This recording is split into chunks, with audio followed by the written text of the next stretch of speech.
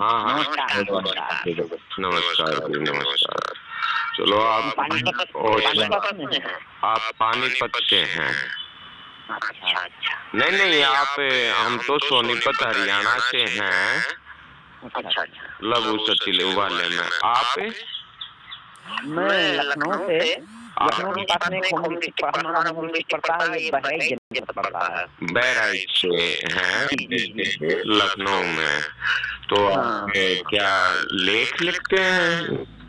जी हाँ, मैंने वो कंपेटिव कुछ कमेंट में आपको तो एक लेख लिख के दिए थे, जो इस पर लिखा है आरक्षण के विषय पर भी मैंने कुछ कह है।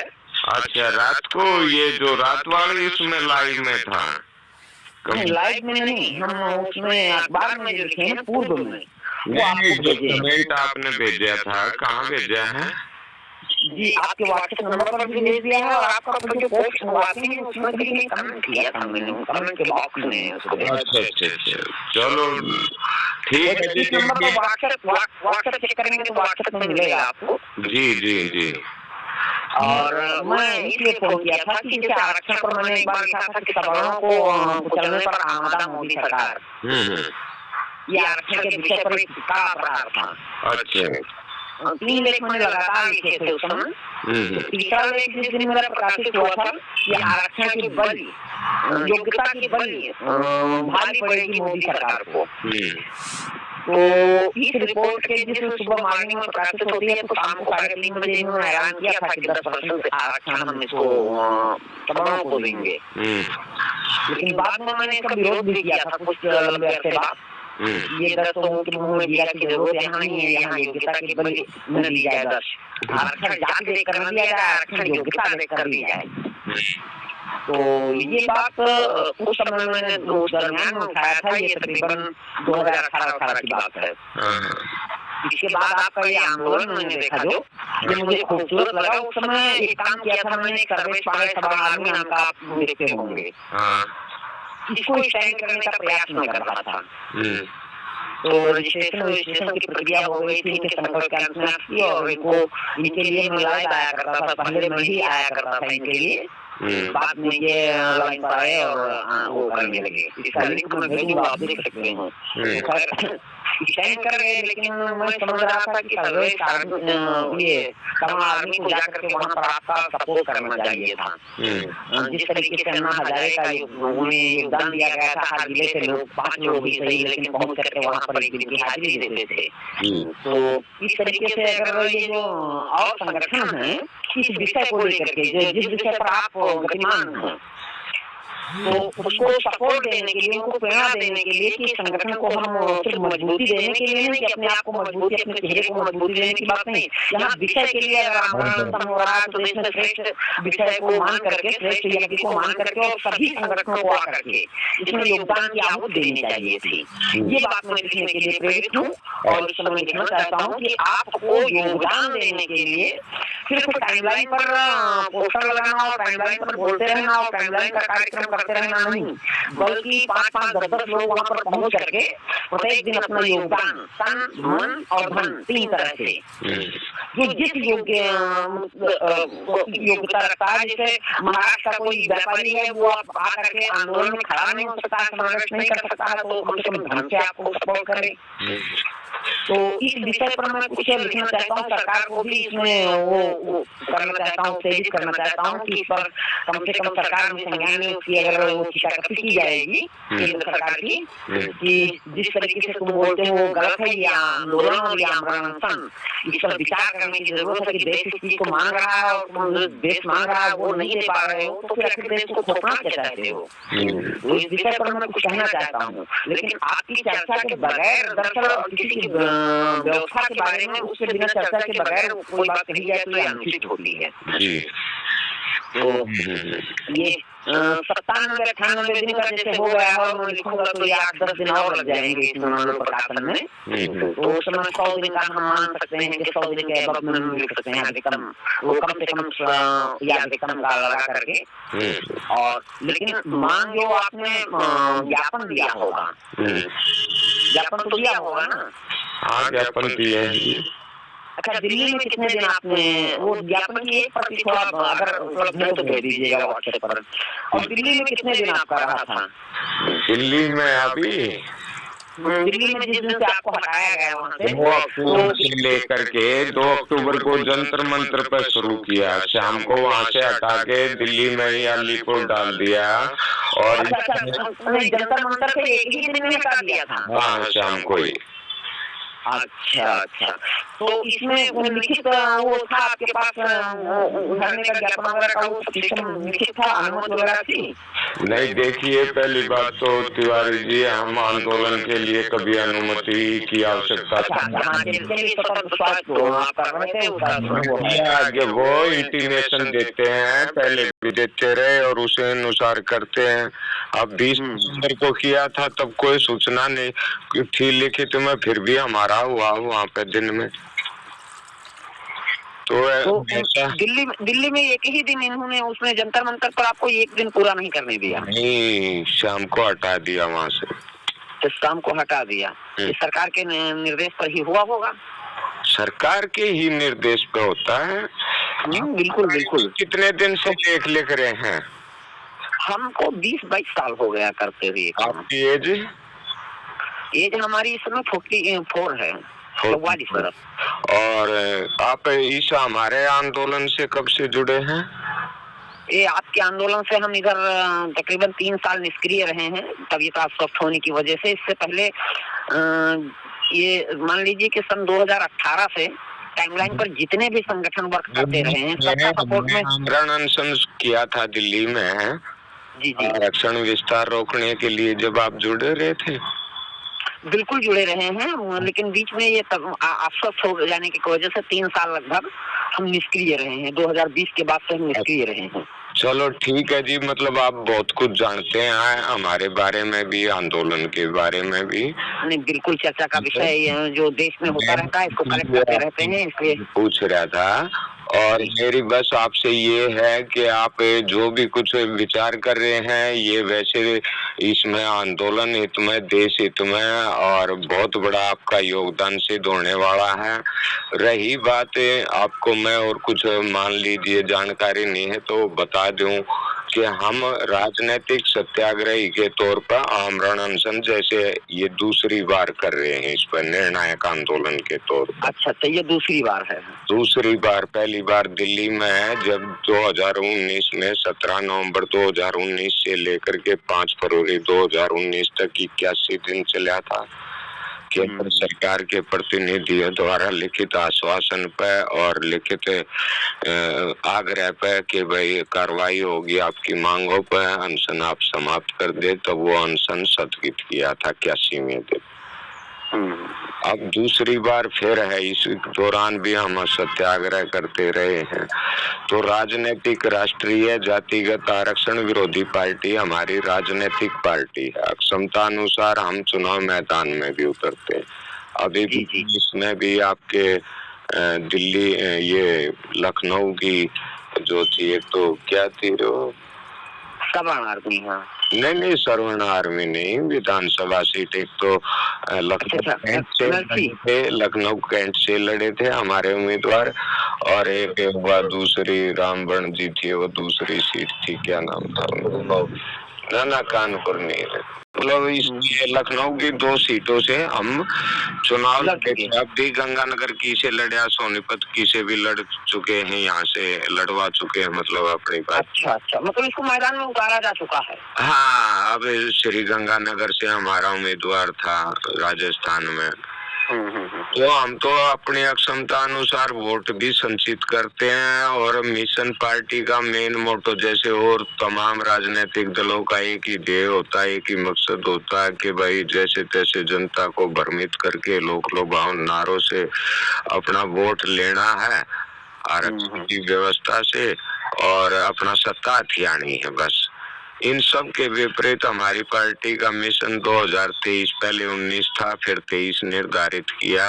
वो यही रहा कि भाई इसके खिलाफ 2 अक्टूबर 2023 से निर्णायक आंदोलन, या तो केंद्र सरकार हमारी मांगे मान ले, आरक्षण की व्यवस्था, हम पूरी व्यवस्था का विरोध करते हैं। चाहे ऐसी पहले जातिगत आरक्षण का करते थे, EWS को हमने सरासर माना कि ये आरक्षण की व्यवस्था के खिलाफ या जातिगत आरक्षण के खिलाफ जो आंदोलन चल रहा था उसको कमजोर करने की साजिश है। बाकी जनहित और देश हित का इससे कोई सरोकार नहीं है।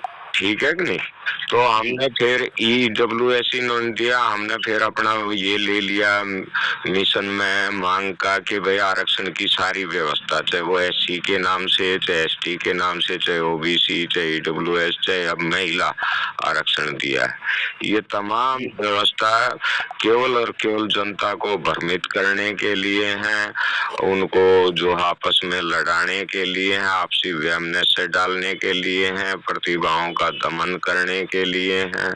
मतलब हर तरह से वो देश हित में बिल्कुल नहीं है। नहीं।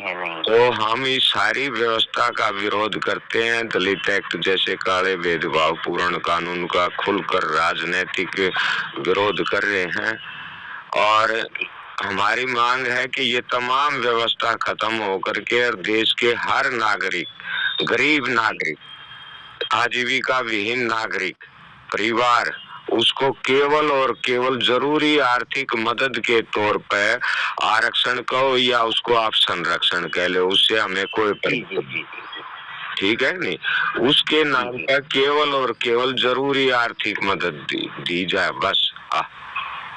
जहाँ शिक्षा है, चिकित्सा है, रोजगार है, पदोन्नति है, सब में अवसर तो मिले सबको, लेकिन कहीं भी आरक्षण की व्यवस्था से योग्यता प्रतिभाओं का आनंद ना हो। समझे नहीं? वर्तमान व्यवस्था जो आरक्षण की है वो इसके बिल्कुल खिलाफ है, इसके विपरीत है, इसके खिलाफ एकदम। तो तरह से आप लगाइए जैसे आंदोलन का भी हम तमाम आरक्षण विरोधियों को जानते हैं। जी। उनको भी जानते हैं जो लगातार ढोल पीटते हैं इकट्ठे हो लो, उनके भी साथ भी जाके देखा, लेकिन कुछ नहीं, अपने विचार भी रखे, उनको भी समझाया, उनका भी समझाया, ये भी कहा कि आप आगे चले, आगे बढ़े, हम आपके साथ हैं, कंधे से कंधा मिला करके साथ हैं, आप चलें, आगे चलें साथ चलें कैसे भी, लेकिन कोई नहीं, आप नहीं चलेंगे तो हमने अपना ही बताया भाई हमारा तो ये मोटो, हम तो चलना है, हम जरूर आगे बढ़ेंगे। क्या? हाँ, जरूर आगे हम पीछे है क्या? तो प्रार्थना में अपेक्षित रहेगा, लेकिन ये नहीं है कि भाई आप नहीं चलेंगे और आप कह रहे हैं कि हमारे विचार समान हैं, हमारा एक लक्ष्य है, तो फिर हम कैसे मान करके आपका रुक जाएंगे? बिल्कुल समझे? तो उस दिशा में आज 98वां दिन है, कल 99वां, परसों 100वां दिन होगा। इस तरह से अब की बार यहाँ जो हमारे जैसे DCIO केंद्रीय खुफिया अधिकारी होता है, जिले का मालिक डिप्टी, वो आलिए कई बार वो कहते हैं जी हरियाणा के मंत्री को उनको कोई ना दे, वो मैंने कह दिया, हमने स्पष्ट को कह दिया, क्योंकि दिल्ली के आंदोलन के टाइम पे भी यहाँ से आई भी अधिकारी, उन्होंने वो तो मंगा लेते हैं, वहीं पर डाल लिया था, बल्कि इन्होंने अपनी तो रिपोर्ट सब ओके है, आज का नहीं हूँ, मैंने तो जिंदगी आंदोलनों में गुजारी। जी समझे नहीं? तो यहाँ से बल्कि 2019 में इनका बता भी 2-3 दिन ये रहे थे, उस समय पे इंस्पेक्टर थे वहाँ हमारे पास दिल्ली रामलीला मैदान में, तब कहते थे जी हमने तो इनको खूब बोला भाई आदमी ठीक है, जो आपसे बात करेंगे उसी बात पे अटल रहेंगे, लेकिन ये डर रहे हैं, इन्होंने हमें बुला रखा है यहाँ, भाई आप सारी बात करो, आपकी वो रहे फिर ना जाए, क्योंकि डरते तो है ना उच्च अधिकारी या कोई भी है, बात है अब तुम जाओगे तो उनका पलड़ा, फिर बात नहीं बनी तो बात गड़बड़ा जाएगी। क्या?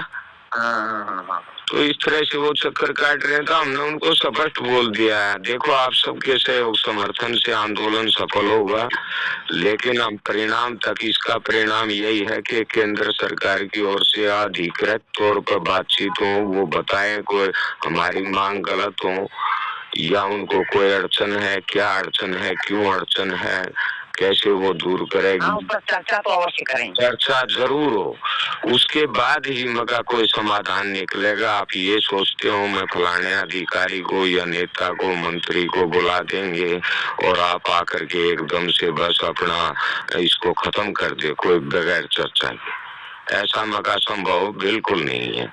हम तो अब तक कोई आया था, भेजा किसी को इन्होंने? ना अभी तक कोई नहीं आया है।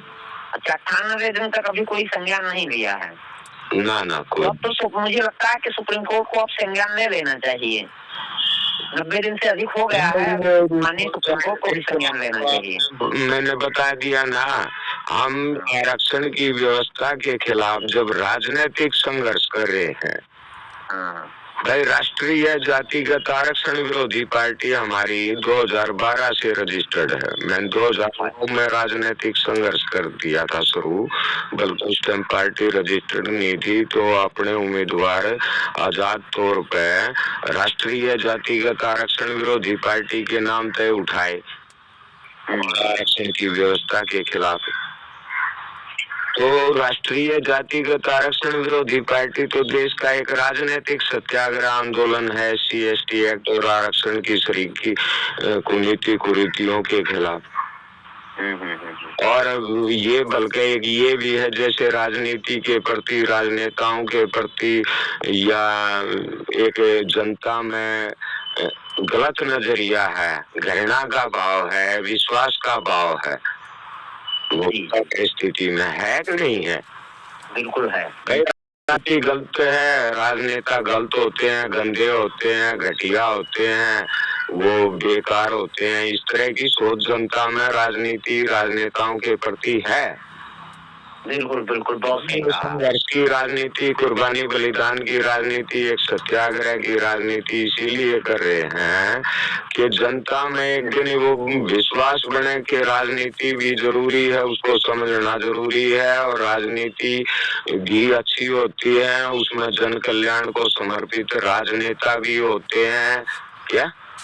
बिल्कुल होते हैं। तो इस तरह एक विश्वास, क्योंकि हर चीज राजनीति तय करती है। आपकी जैसी राजनीति, हमारे यहाँ चौधरी देवीलाल होते थे कभी, आपने सुना होगा, पूर्व प्रधानमंत्री रहे चौधरी देवीलाल जी नाम कहते थे कि लोक राज्य लोक लिहाज से चलता है,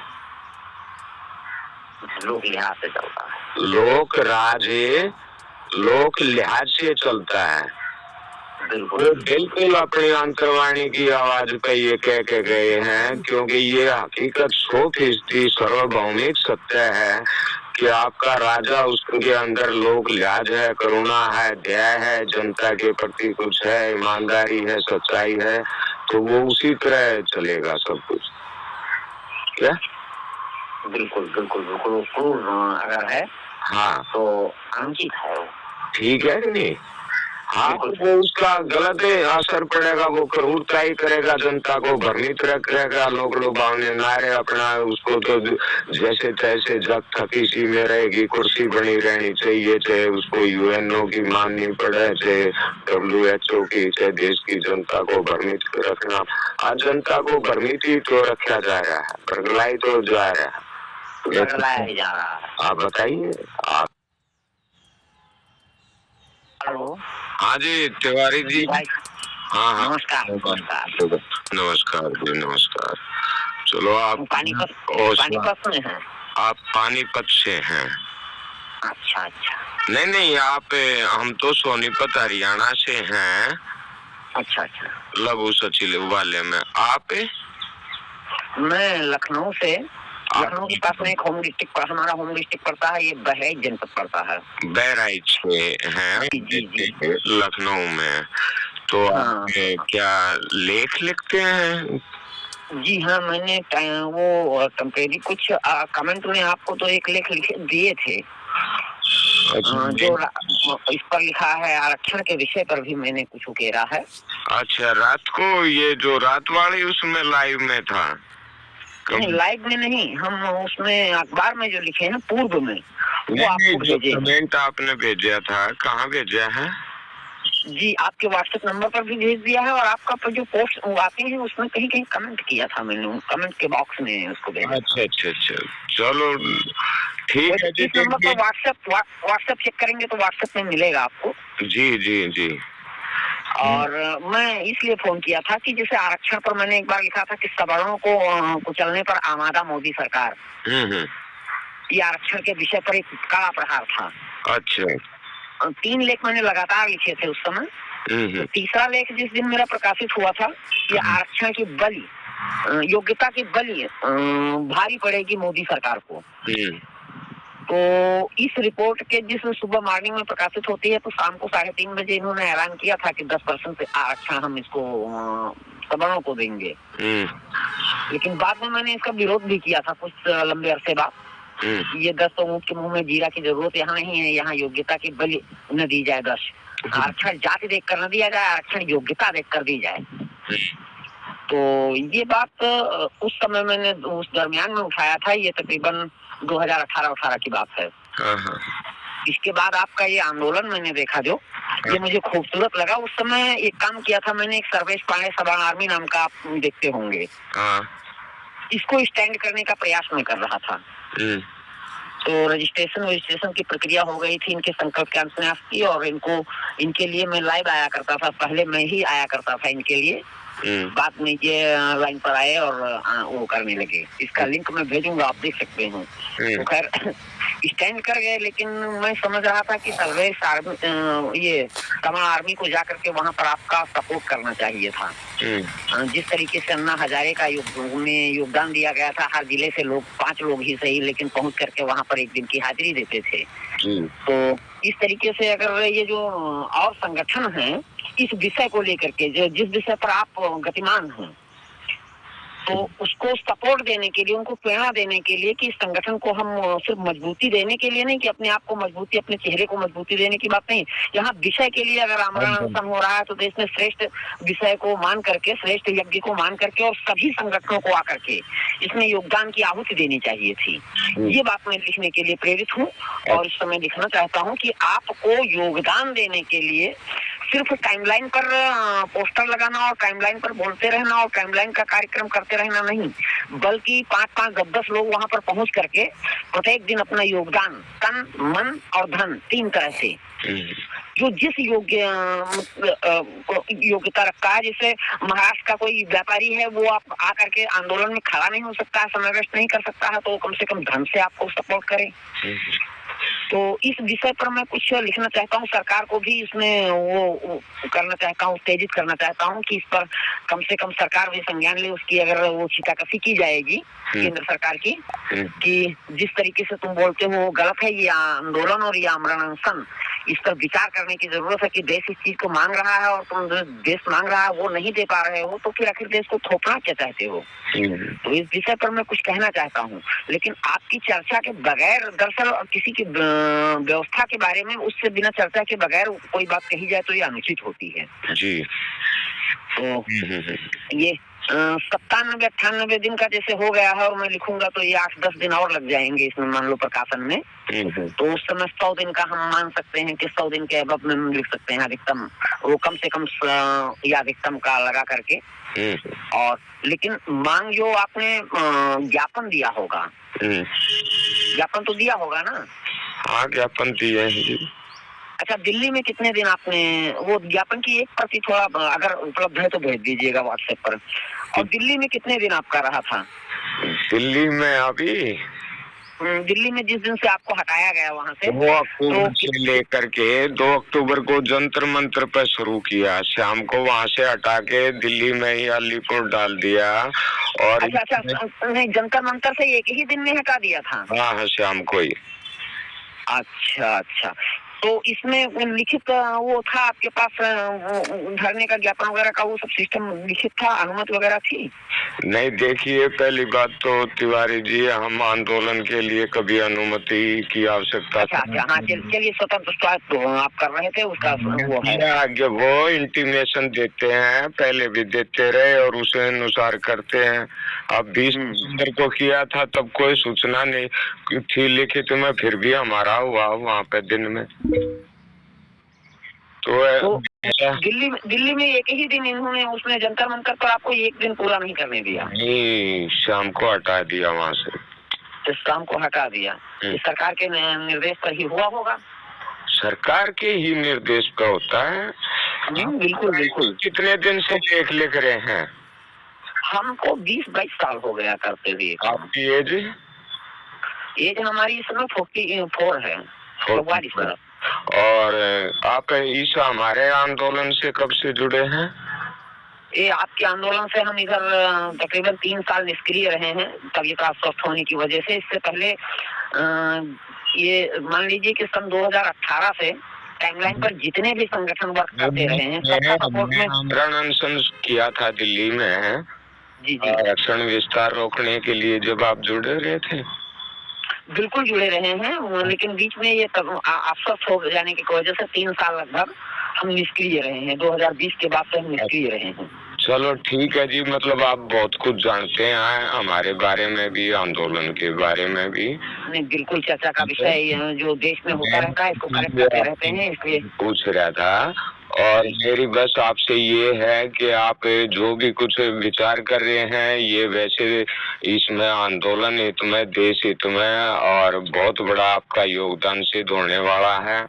रही बात आपको मैं और कुछ मान लीजिए जानकारी नहीं है तो बता दूं कि हम राजनीतिक सत्याग्रही के तौर पर आमरण अनशन जैसे ये दूसरी बार कर रहे हैं इस पर निर्णायक आंदोलन के तौर पर। अच्छा, तो ये दूसरी बार है? दूसरी बार। पहली बार दिल्ली में जब 2019 में 17 नवंबर 2019 से लेकर के 5 फरवरी 2019 तक 81 दिन चला था। केंद्र सरकार के प्रतिनिधियों द्वारा लिखित आश्वासन पे और लिखित आग्रह पे कि भाई कार्रवाई होगी आपकी मांगों पे, अनशन आप समाप्त कर दे, तो वो अनशन स्थगित किया था 81वें दिन।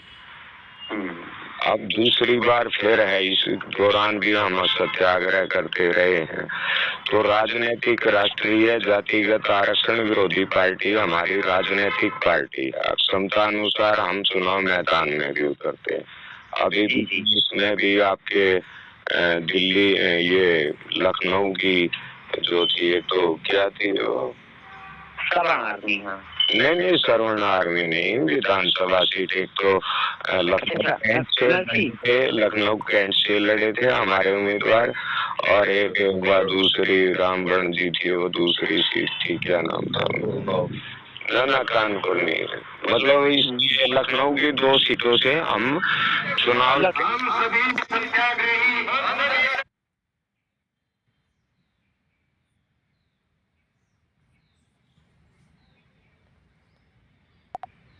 शुरुआत हम प्रधानमंत्री नरेंद्र मोदी के उस इंटरव्यू अपने राष्ट्र और ईश्वर के प्रति समर्पित भाव से संकल्प लेते हैं। की बार हमने मना कर दिया है तो इसलिए हमने कह दिया हमें कोई जल्दी नहीं है, हम अंतिम सांस तक आवाज को बुलंद करेंगे और जब तक केंद्र सरकार सही तरह से मतलब बात नहीं करती तब तक कोई समाधान नहीं निकलने की। आप अपनी तरफ से कोई ये मत ऊपर कहना कि मैंने सेट कर लिया सब मामला, बस आप अपनी ड्यूटी करें। उनको भाई जो आपकी बनती है आप ज्यादा जानते हैं, बाकी हमारी तरफ से तो यही है कि भाई वो जब तक बात नहीं करेंगे आधिकारिक तौर पर तब तक कोई बातचीत वो नहीं की जाएगी। हाँ ठीक है। इसमें पार्टी में पद क्या है आपका? संरक्षण है, संस्थापक है, किस रूप में आपको? मेरी पत्नी इसकी अध्यक्ष है। अच्छा ठीक है। आप संरक्षक हैं? मैं इसका महासचिव हूँ, जनरल सेक्रेटरी। अच्छा, जनरल सेक्रेटरी हैं। जनरल और पत्नी जो है वो अध्यक्ष हैं। हाँ, ममता देवी अध्यक्ष हैं, वो एक क्राइसिस स्लीपिंग अध्यक्ष हैं, सारा मैं देखता हूँ। और वो इसीलिए स्लीपिंग अध्यक्ष बनाई गई थी। पहले और एक किसान नेता थे जिसने मेरी पूरी मदद की थी, वो अध्यक्ष थे। वो मौके पर अध्यक्ष बनने से इनकार कर गए, हाथ उठा गए। फिर मैंने, क्योंकि जीवन में संघर्ष करना है और हम सारा सिस्टम समझता था मैं पुराना, मैंने भाई कोई भी IB CID या पुलिस प्रशासन सब जो अध्यक्ष को बोलेगा, और अध्यक्ष ने एक बार बोल दिया कि भाई ये जो है हमारी पार्टी के कहने के अनुसार नहीं है या ये निष्कासित कर दिया, आंदोलन सफल हो जाएगा। पत्नी को ही फिर बाद में मैंने चुनाव आयोग से पूछ कर, उन्होंने चुनाव आयोग ने हमारे को बहुत कोऑपरेट किया था। जब ये पार्टी का नाम देखा था 2010 की बात है, मैं चुनाव आयोग में कागज जमा करा था। आयोग को भविष्य दिखाई दे रहा था आरक्षण के विरुद्ध में।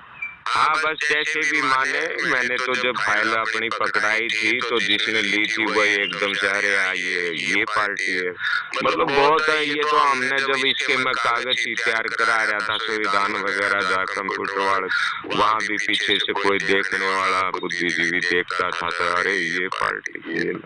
तो ऐसे ठीक चल रहा है तिवारी जी, कोई दिक्कत नहीं। और ये संघर्ष हम जो है पुराना है, हमने तो 2009 में 19 का मिशन निर्धारित किया था। 10 साल तक संघर्ष किया, सत्याग्रह किया। जब 17 नवंबर 19 से निर्णायक आंदोलन के तौर पर आमरण शुरू किया। अब फिर 20 में हमने ये करके और 6-7 महीने उनका इंतजार करके फिर 2 अक्टूबर 23 से निर्णायक आंदोलन शुरू करने का निर्णय मिशन के तहत बनाया। समझेंगे? बिल्कुल बिल्कुल, हम इस बात को आपको प्रमाण करेंगे। लेकिन उसी तहत आगे हम बैठे हैं, ये बैठे हैं और डटे हुए हैं, बगैर हताशा के, बगैर निराशा के, स्पष्ट लक्ष्य के साथ, स्पष्ट रास्ते के साथ। निश्चित तौर पर एक दिन केंद्र सरकार को हमारी मांगों पर उचित अमल कार्रवाई करते हुए आमरण अनशन आंदोलन का उचित संज्ञान लेना पड़ेगा, हल निकालना पड़ेगा। और इसके लिए चाहे हमें बशर्ते मेरी तो कुर्बानी में तो तैयार है, और भी साथी अपने आप वो कह भी, खुद उनकी वीडियो भी आली कह भी रहे हैं, नहीं तो ज्यादा तो गारंटी मैंने अपनाए है, मैं तो डटा रहूंगा, अभी हटा नहीं हूँ। नहीं, सफल होगा आपका आंदोलन, बिल्कुल सफल होगा। निश्चित तौर पर दिख रहा है कि इसमें कहीं कोई दो राय नहीं है, बहुत ही जल्द सफल होने वाला है। सरकार झुकेगी आपके समक्ष। बस हमने झुकाना क्या, देखो हम तो सत्याग्रह करते हैं, सरकार को कोई दुश्मन या प्रतिद्वंदी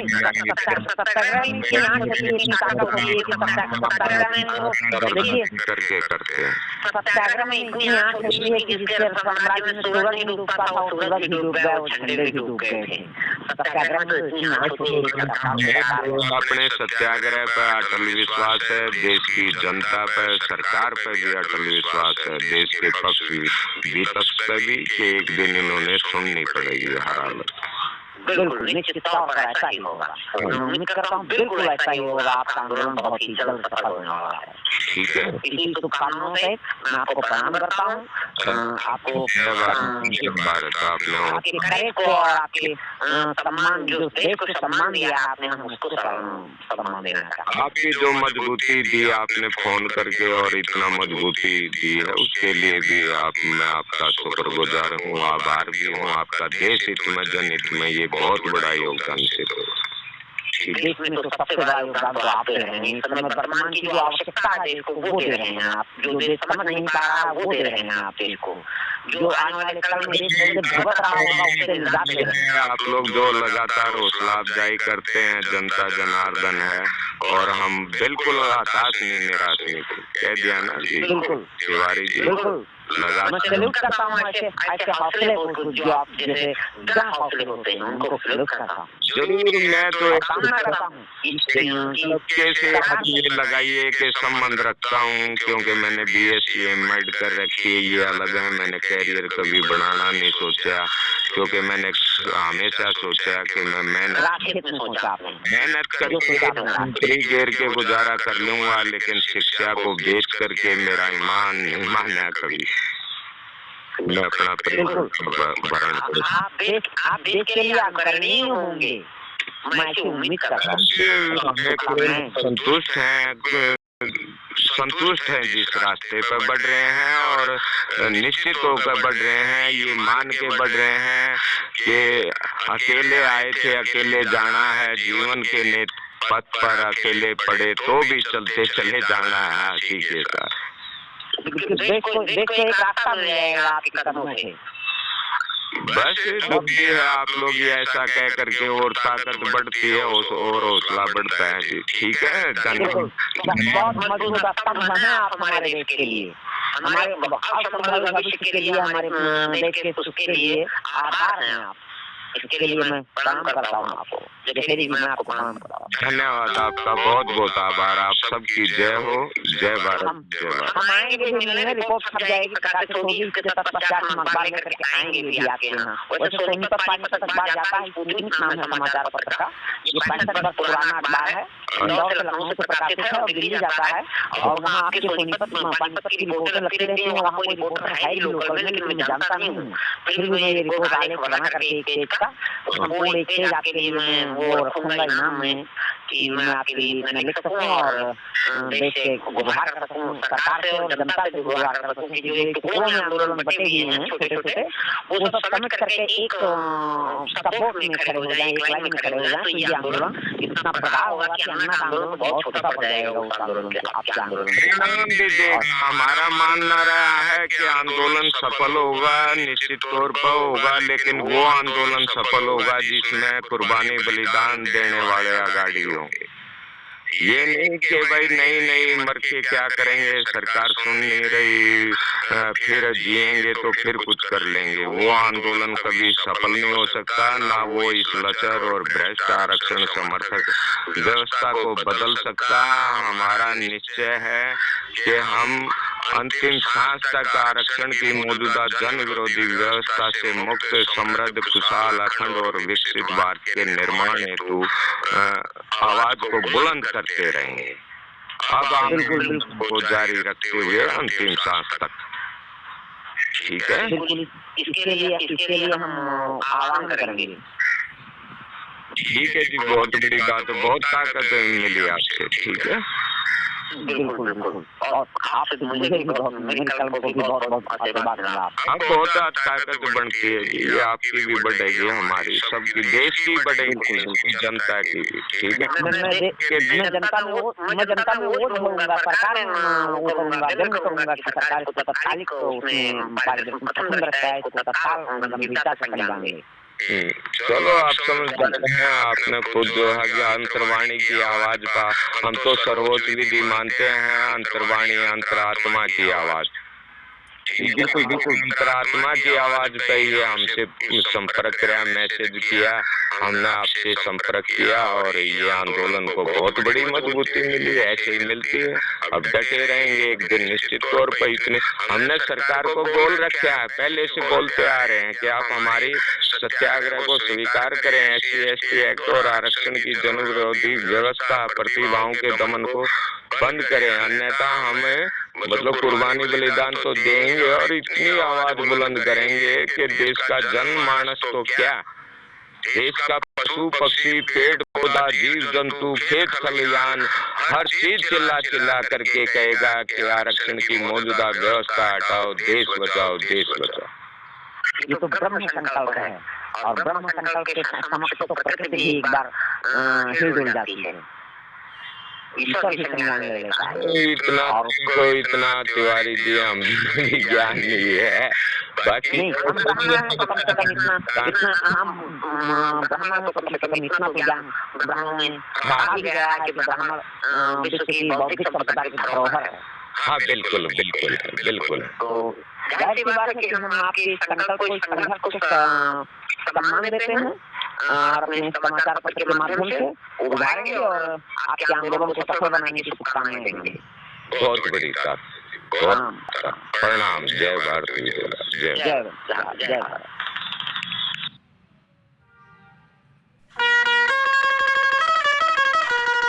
सुनो भारत के नर